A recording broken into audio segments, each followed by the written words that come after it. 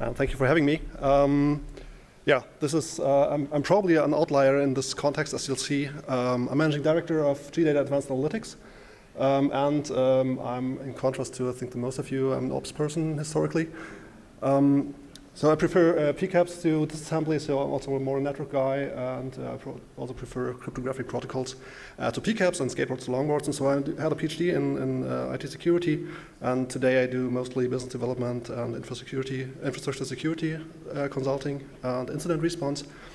So this is what stays from the technical side.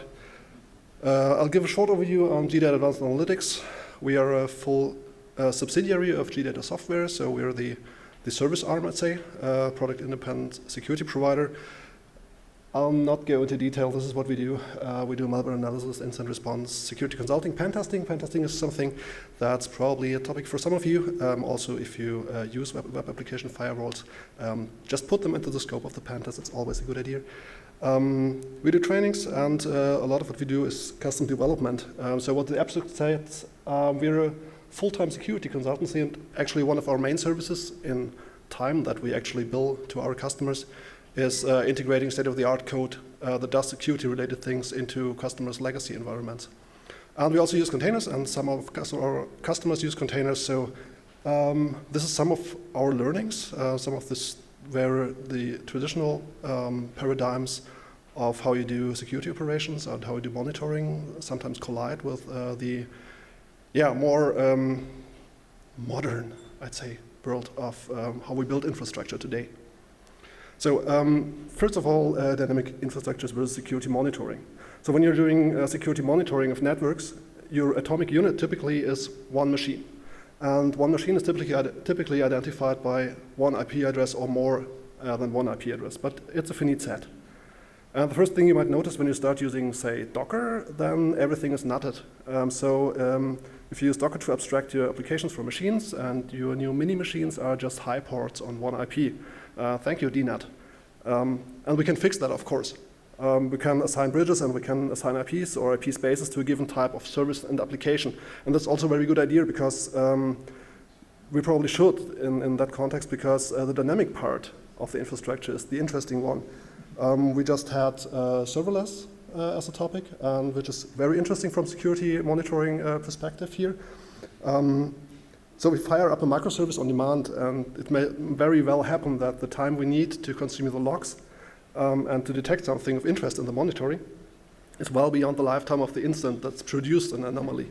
This is something that you really need to design for in the monitoring infrastructure as well. And if you don't, it's actually pain when you try to respond to anything or try to get any meaningful data from the application to find out what really happened. Next on my topic list is attack triage in the cloud. No, in the year 3000. Many companies actually use cloud infrastructures, of course. In fact, medium-sized companies are probably the most reliant on cloud services, because you'll rarely find a zero IT approach at enterprise scale. They do a lot of stuff on-prem, they use cloud, but the core infrastructure is typically on-prem, or at least they own the cloud. But there is something interesting to cloud services. The security community has been very verbal at pointing out that the cloud is just other people's computers. Okay, so new, so old, which is correct, but it falls short. It's other people's massively scalable computers. So which means, for starters, that the question, which disk do we image, from a forensics perspective, is probably not a very valuable question to ask. There are disk and machine images to be examined, of course, but first, our customer will need to have an SLA that will encourage the cloud provider to provide us access to the data in a reasonable time frame. So cloud is very much an SLA topic. So anyone who runs who runs services on Azure that authenticate against Azure AD here in the room? So the interesting part here is when you notice that you have logins that seem odd. And you know the user, but you want to know which service this login, this authentication request actually came from. And this is something that we had several times where it gets really interesting. If you don't have the right package or did an SLA for that, because it may take you quite some time to get an answer. So as in 1 or 2 weeks in this context, if you don't have the right package, you just open a ticket and say, okay, we need this context here. Where did it come from? And yep, then someone at Microsoft is going to look into that. They're doing that, and you can, of course, buy the current SLA. But yeah, the important takeaway for us is, so no means no, and cloud means check your SLA. Disk forensics, I just briefly touched that. It's a very standard investigative tool at some point. It's also for law enforcement, it's the standard tool in the tool chain. So beyond the cloud scenario we just discussed, we have the question of file system persistency. So if your container is, for example, LXC in a default setup, most of what we do is business as usual because it's just file system and file system all the way down. So if you're using Docker, you have layers all the way down. In the end, it's also all files on the file system, but you have this added complexity of who did what, when exactly. So we need to account for that. And again, imagine short-lived microservices running on a read-only image, or maybe having stuff in TempFS. So if that thing gets exploited repeatedly, and you need to figure out what's happening, then it's probably not, so it's not disk forensics in the end. It's, well, doing a lot of memory forensics, capturing a lot of memory, because you don't know exactly when it happens. So the question of getting a relevant memory snapshot at the right time is a big question here. And so actually it means that it's probably more worthwhile to audit the complete application that is running to try to reproduce or recreate the issue that someone is exploiting. So it's actually code audit / pen test, which helps you forensically in this context sometimes. Secure defaults. Secure defaults are always great, so most code is somehow imperfect, right? And if someone notices, best case, we get a patch or we get an exploit and a patch. In worst case, we only get an exploit because the code authors don't care or the code is abandoned. But let's assume we have a patch.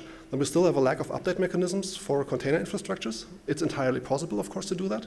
But most of the time, you either have an infrastructure team or DevOps team that cares and has enough time, or you don't. The point is, there is no secure default. The OS vendor just takes care, just enable auto updates. It rarely works that way. So next up, many infrastructure maintainers use untrusted and unverified instances. This is sometimes questioned by a security team and sometimes not. Actually, mostly not, because there are way more companies that run containers than companies that have security teams. Yeah, it's just doesn't scale down, right? And if you know how stretched operations teams often are, just-in-time availability of a service is a gift. So it means you use that code. It's also a curse because people just run someone else's setup. And if you're part of the community that where the code stems from, you may have some idea on the trustworthiness of the container you run. But from a security team's perspective, it's just someone else's code within your perimeter. Just like the cloud is just other people's computers. And their risk model may match your risk model, but it depends in reality because their incentives may not be your incentives. Yeah, oldies but goldies, and then I'm nearing the end. Some things just don't go away. Infrastructure is typically not hardened. We have a lot of tools at our hands that we can actually use, but you rarely encounter hardened infrastructure to the extent the technology allows for. Windows instances are not hardened. Linux instances are not hardened. Neither are containers. This is something that some teams afford and most teams just don't afford. Same with, say, basic security measures that a container offers. For example, take UID mapping. LXD/LXC does it by default. Many Docker instances we encounter in the past, they just ran as the user or as root, so new UID mapping. It's a very cheap tool. It doesn't hurt at all. Just you need to map your file systems correctly. But, well, it's not a secure default, so people won't use it. Yeah, so all that newfangled stuff is part of the problem, right? Yeah, or it isn't, because corporate IT often lack competent ops, or potential competent ops lack time. And the result is the same in the end. It doesn't matter if you're competent, if you don't have the time to play on that. The result, you get owned due to old but unpatched flaws. You get owned due to misconfigurations. And my core point is, if you abstract away from the task of running things in containers or not, also the non-enterprise users without large dedicated security teams must be able to use a given approach without casualties. Dynamic infrastructure paradigms do not remove the flaws from the backbones of corporate infrastructure. This is, well, it's trivial, yes, but still people try to use it otherwise. That's what we see out there. And the sad thing, and why this slide is titled "Get Off My Lawn," is we deal mostly with the same root causes as we did like 15 years ago. Although operating systems and some development processes have become tremendously better, and we have like shift-left paradigms in the context of build chains, this all helps, but it's not covered in completeness, or it's not covered significantly in all application contexts. So, key takeaways. Security is a non-functional requirement, of course. No one needs security for the business application, unless you need. So this is something, yeah, it depends really on your risk model, what you do with that.